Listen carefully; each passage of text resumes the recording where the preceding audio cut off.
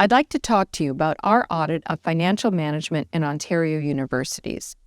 Our audit examined 4 universities: Algoma University, Nipissing University, Ontario Tech University, and the University of Windsor. These universities were selected because they all performed below the 2020-21 provincial average in 4 of 7 financial health indicators established by the Ministry of Colleges and Universities, and they are all small to medium-sized institutions. The 4 universities audited offer undergraduate and graduate degrees to about 32,400 students in a wide variety of fields and employ about 1,240 full-time faculty members and academic support staff. Collectively, they receive about $220 million in provincial funding each year. The audit was conducted after Sudbury-based Laurentian University filed for creditor protection under the Companies Creditors Arrangement Act. Mismanagement, weak board governance, and questionable decision-making at Laurentian led to the elimination of academic programs affecting students, professors, and staff. Our audit of the 4 universities assessed whether any of the operational, financial, or oversight issues that contributed to Laurentian University's financial decline may be affecting these universities. Our audit concluded that only one of the 4 universities, Algoma, has had a consistent annual surplus for the last 5 years, but all 4 universities had positive net assets as of the end of 2020-2021 fiscal year.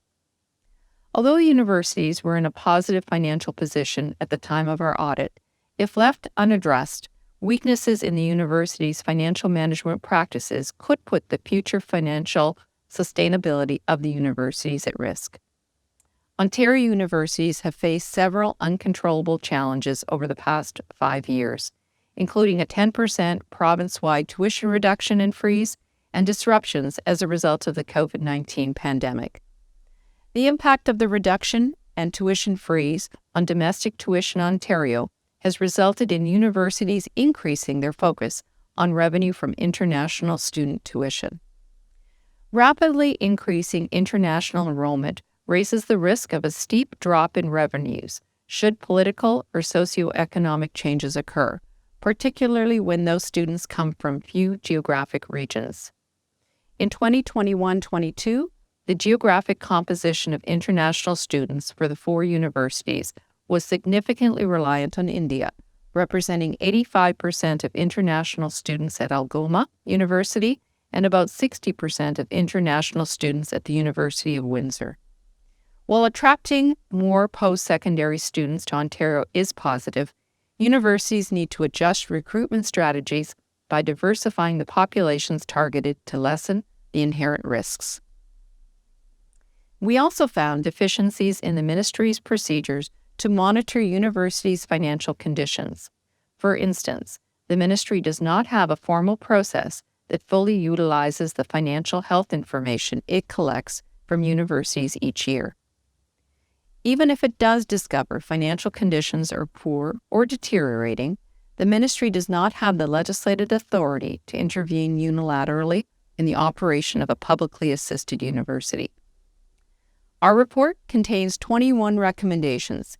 Key recommendations to the Ministry of Colleges and Universities include developing a strategic plan for the post-secondary sector in Ontario, assisting universities to develop risk mitigation plans to promote financial sustainability while reducing financial dependence on international student tuition, revising its international post-secondary education strategy to include measurable targets and goals for levels of international student enrollment to reduce the risk to universities of over-reliance on international students from a single or few geographic regions, and developing criteria to assign a risk rating to each university annually and proactively monitor identified high-risk universities. To read this report, you can visit our website at www.auditor.on.ca.